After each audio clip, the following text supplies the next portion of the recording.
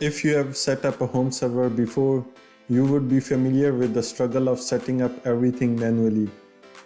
From installing operating systems to setting up applications. If you don't know what you are doing, it's really easy to mess things up.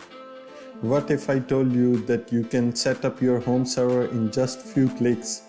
You can manage everything about your servers by following just few simple steps. If you want to set up a really low-powered server, well, I have some good news for you. Umbrel provides a dedicated operating system for home servers which can run on very low-power devices, especially Raspberry Pi. Running a home server on a small device like Raspberry Pi can really reduce your energy consumption, while still allowing you to access most of your applications. Even though Umbrel provides a customized operating system for a Raspberry Pi, it is not limited to Raspberry Pis. You can run their operating system on any Linux machine. Umbrel is designed to be a very beginner-friendly operating system. You don't need to worry about any Docker Compose, setting up Apache servers, or doing anything manually. With just one click, you can deploy your applications. In this video, we are going to see what are the main features of Umbrel OS, how we can install it, and we will also see a demo of installation on Raspberry Pi. We will also explore how to install apps with just one click. So let's not waste time and get right into it.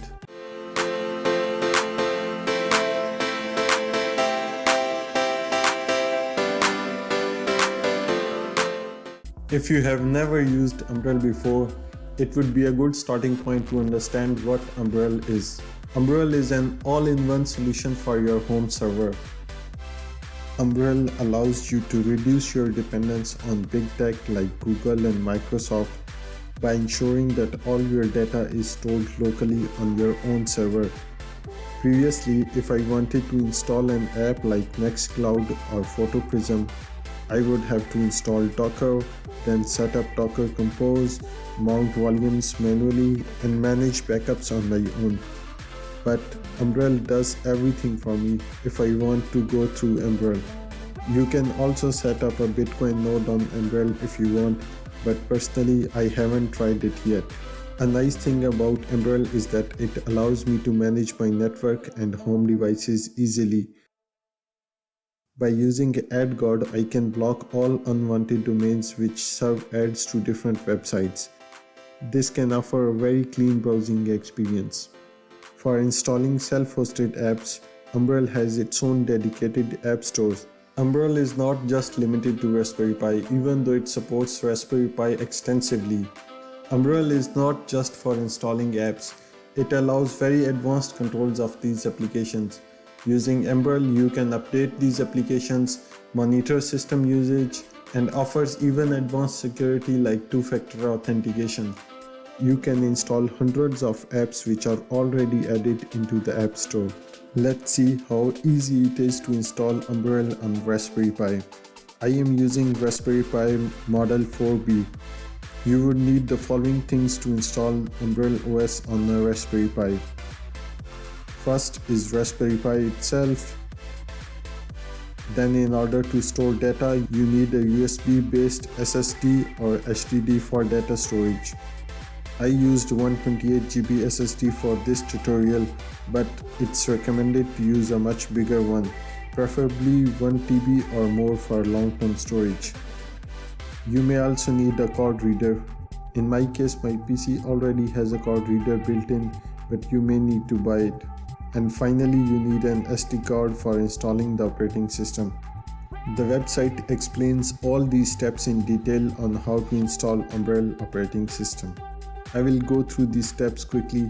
So first, let's download the operating system from the website. While the operating system is downloading, let's install another program to flash the operating system onto the SD card. I will use Balena HR to flash. Go to their website and download that as well. Once both are downloaded, connect the SD card with your PC, either directly or through an external connector. Once Balena HR is installed, open it up and first select the Umbrel OS file. Then select the target.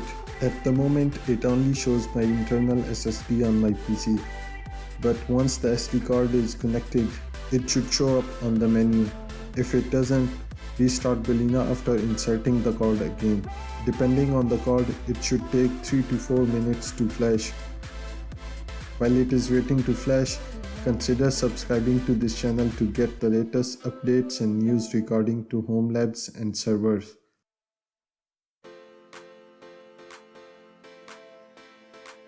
Once flashing is complete, take the SD card and insert it into the Raspberry Pi. Also connect the power through USB-C and an Ethernet connector as well. Connect the Raspberry Pi to your local network via LAN cable. Once the Raspberry Pi is powered up, open up a web browser on your PC to access the control interface of Umbrel. Note that your PC should also be connected to the same network as Raspberry Pi. Once you're done, go to the following web address. The first time it will ask you to set up an admin account. Set up a password.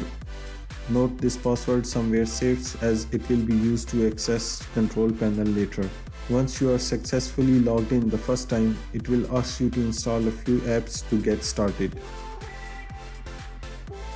Whether you intend to use Umbrel for self-hosting or streaming media, you will get access to plenty of apps. The settings page will give you relevant information about your system. You can see the system usage, memory being used. You can even start and stop the system from the same interface. A nice feature of Umbrel is that it supports dark mode for those who like to work in dark modes. You can customize Umbrel according to your own preferences. You can set up different beautiful looking wallpapers from their library. Umbrel offers a lot of apps related to media streaming and management.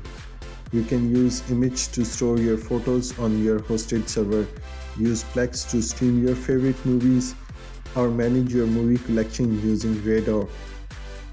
If you are interested in home automation, you can install Home Assistant, which is a widely used app for controlling your smart home devices. If you have used AirDrop for Apple devices, you would love Snapdrop, which is an open source alternative for file sharing across a local network. I have made an earlier video explaining what it is and how it works. Check out the link in the description if you want to know more details about it.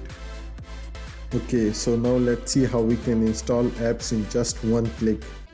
Simply open up the App Store and select the app that you want to install.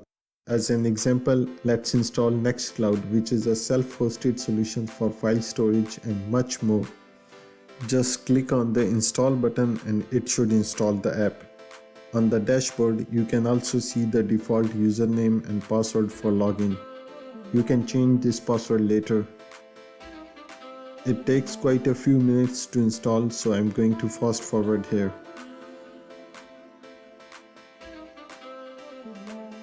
Once the installation is finished, you can click on Open and it should open up a new browser. Enter the default username and password from the previous page, and there you go, Nextcloud is set up. All the data is stored on the USB drive attached to the Raspberry Pi. You can also see the statistics on the settings page. You can see how much storage is being used by the Raspberry Pi and your applications.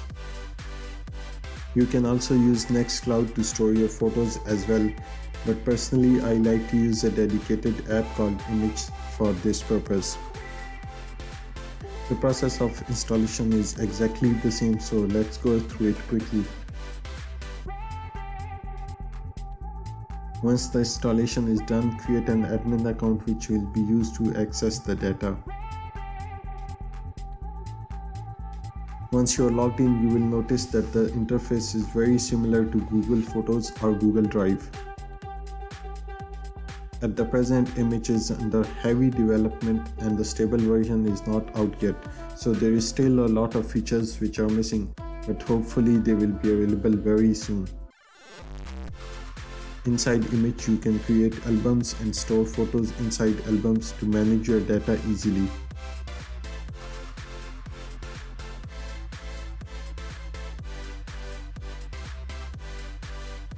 Finally, if you want to uninstall an app, simply select the app and click uninstall, and this will uninstall that particular app from Umbrel.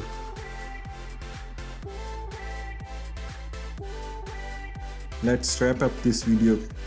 In this video, we have seen how we can install Umbrel OS on a Raspberry Pi and how we can use Umbrel to install self-hosted apps. If you would like me to review any other self-hosted app, comment down below and I will be glad to do so.